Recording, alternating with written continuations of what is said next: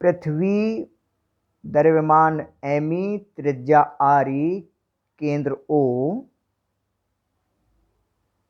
पृथ्वी के केंद्र से आर दूरी पर एम द्रव्यमान का कोई पिंड जिसे हम कृत्रिम उपग्रह कहते हैं। जैसे कि पृथ्वी का एक नेचुरल प्राकृतिक उपग्रह होता है, सैटेलाइट होता है चंद्रमा। सूर्य के चारों ओर जो आकाशीय पिंड चक्कर लगाते हैं उन्हें ग्रह कहते हैं। ग्रह के चारों ओर जो आकाशीय पिंड चक्कर लगाते हैं उन्हें उपग्रह कहते हैं, सैटेलाइट। जैसे चंद्रमा पृथ्वी का उपग्रह है, 27.3 दिन में एक चक्कर पूरा करता है। तो वो तो प्राकृतिक हो गया। अगर हम किसी कृत्रिम एम द्रव्यमान के पिंड को यहां से आर दूरी पर हो और किसी चाल v से ऐसे वृत्ताकार मार्ग में घुमाना चाहें, पृथ्वी तल से इसकी ऊंचाई h हमने कर ली है, तो r का मान लिखा जा सकता है re प्लस h के बराबर। तो कृत्रिम उपग्रह कोई भी आकाशीय पिंड अगर पृथ्वी के चारों ओर r त्रिज्या की कक्षा में vo चाल से चक्कर लगा रहा हो और इसको अभिकेंद्र बल चाहिए mv²/r, ये हमने पहले पढ़ा था। किसी भी वस्तु को अगर हम देखो बेटे, महत्वपूर्ण बात है, physics is a systematic knowledge. अभी तक जो पढ़ा है वो अगले टॉपिक में काम आएगा। सिलेबस को ऐसे ही नहीं है कि वो कबीर के दोहे पहले पढ़ लो, रहीम के पहले पढ़ लो, सूरदास को पहले पढ़ लो, कबीर रहीमदास को, तुलसीदास को, किसी को पहले पढ़ लो, किसी को बाद में पढ़ लो, कोई फर्क नहीं पड़ता, क्योंकि वो अपनी बात कह रहे हैं, वो अपनी बात कह रहे हैं, सब अलग अलग है। लेकिन science is a systematic knowledge. यहाँ तो पहली चीज को पढ़ोगे तभी वो अगली चीज समझ में आएगी, दिमाग में होगी तो अगली समझ आएगी। अगर पहली दिमाग में है तो अगली को याद नहीं करना है, वो समझ आती चली जाएगी, उसी में ऐड होती चली जाएगी, सिस्टेमैटिक जुड़ती चली जाएगी। कुछ भी याद रखने की तो जरूरत ही नहीं है, बस समझते जाइए और समय मिले तो उसका अभ्यास चित्र बनाकर डेरिवेशन करके करते जाइए। तो एम द्रव्यमान का कोई भी पिंड अगर vo चाल से, ओ फॉर ऑर्बिटल, कक्षीय, अपनी कक्षा में चक्कर लगाते हैं ना, इसलिए कक्षीय चाल इसको कह दिया है। जैसे चंद्रमा चक्कर लगा रहा है अपनी कक्षा में पृथ्वी के चारों ओर, तो ये चक्कर लगा सकता है बिना किसी ईंधन खर्च किए, बिना किसी ऊर्जा के। कैसे? इसको चाहिए वृत्ताकार मार्ग में गति के लिए अभिकेंद्र बल, और अभिकेंद्र बल मिल सकता है ग्रह और उपग्रह के बीच गुरुत्वाकर्षण बल से। ये हमने न्यूटन का गुरुत्वाकर्षण नियम में पहले पढ़ लिया है। तो अगर किसी पिंड को r त्रिज्या की पृथ्वी तल से h ऊंचाई पर ले जाकर पृथ्वी की सतह के समांतर यानी किसी दिशा में इसके लंबवत, ऊंचाई के लंबवत vo चाल से ऐसे फेंक दें कि इसको अभिकेंद्र बल mvo²/r इसको मिलने लगे gmem/r² से। अभिकेंद्र बल गुरुत्वाकर्षण बल के बराबर अगर हो जाए तो m से m कटेगा, r से स्क्वायर कट गया, vo का मान √gme/r हो गया। r का मान re+h लिखा जा सकता है, gme की जगह gre² लिखा जा सकता है।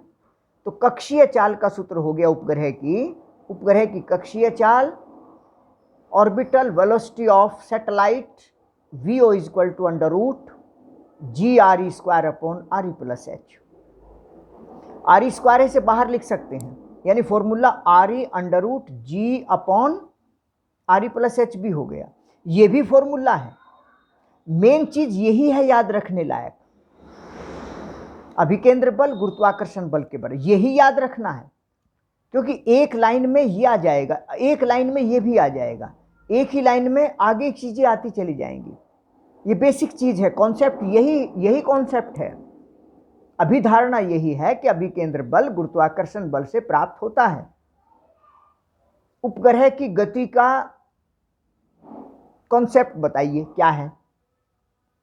अगर पूछ लिया जाए, कोई पूछे आपसे कि पृथ्वी के चारों ओर जो पिंड चक्कर लगाते हैं, जैसे सैटेलाइट छोड़े जाते हैं जिनके माध्यम से हम टेलीविजन के प्रसारण भी देखते हैं, सुना होगा सैटेलाइट छोड़ा गया है, अपनी कक्षा में चक्कर लगा रहे हैं, तो उनका कॉन्सेप्ट क्या है? उनका कॉन्सेप्ट यही है कि वे वृत्ताकार मार्ग में चक्कर लगा रहे हैं, उन्हें अभिकेंद्र बल पृथ्वी और उस उपग्रह के बीच गुरुत्वाकर्षण बल से प्राप्त हो रहा है।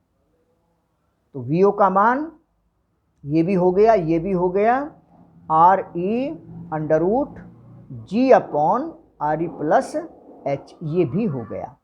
ये सब फॉर्मूले हो गए। फॉर्मूला यही है मेन, बारीकी से समझ लेंगे, अभ्यास कर लेंगे तो बहुत सिंपल। आगे तो जो चीजें दी हुई है तुरंत निकाल लेंगे।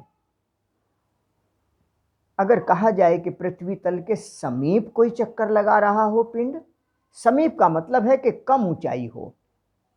कम ऊंचाई मतलब पृथ्वी की त्रिज्या के मुकाबले में, क्योंकि आर पृथ्वी की त्रिज्या में ये ऊंचाई जोड़ी जाती है, यानी एच का मान बहुत बहुत छोटा, is very very small then R E. H का मान अगर बहुत छोटा है तो आर ई की तुलना में एच को छोड़ देंगे, एच को यहां से छोड़ेंगे तो आर ई कैंसिल हो जाएगा, जी आर ई बच गया। वीओ का मान अंडर रूट जी आर ई हो गया। जी और आर ई के मान रखेंगे तो ये 7.9 किलोमीटर प्रति सेकंड आता है। इसका लगभग मान 8 किलोमीटर याद रखा जा सकता है, 7.9 किलोमीटर पर सेकंड। ये किस पिंड की चाल है? जो पृथ्वी के समीप, अगर हम समीप कम से कम ऊंचाई पर अगर इतने किलोमीटर पर सेकंड का वेग दे दें तो वो भी पृथ्वी पर नहीं गिरेगा। पृथ्वी पर क्यों नहीं गिरेगा? वास्तव में पृथ्वी पर गिरता जा रहा है। ये पृथ्वी की त्रिज्या बहुत बड़ी होने के कारण ये दूर तक समतल है। ये जितना आगे, जैसे हम जानते हैं कि यहां से ये परवलयाकार मार्ग पर चलेगा, चाल ज्यादा होने से ये जितना आगे चलकर यहां से इस ओर गिरता है उतनी ही पृथ्वी की सतह भी नीचे जाती है। यानी जितना ये क्षैतिज मार्ग से नीचे की ओर डाउन हो रहा है उतने ही पृथ्वी की सतह भी आगे चलने से नीचे की ओर डाउन होती जा रही है, बिल्कुल सेम। तो इसीलिए ये गिरना पृथ्वी पर था, जैसे कि किसी पिंड को फेंकते हैं तो पृथ्वी पर गिरता है, लेकिन वो और ज्यादा वेग से फेंके तो वो और आगे जाकर गिरेगा, और इतना तेजी से इतने ज्यादा वेग से फेंक दे कि वो इतना गिरने वाला हो कि जितनी सतह आगे ऐसे वक्राकार होनी शुरू हो जाए तो ये ऐसे ही घूमता चला जाएगा। पृथ्वी के समीप मतलब h is very very small then R E, 8 kilometre प्रति सेकंड।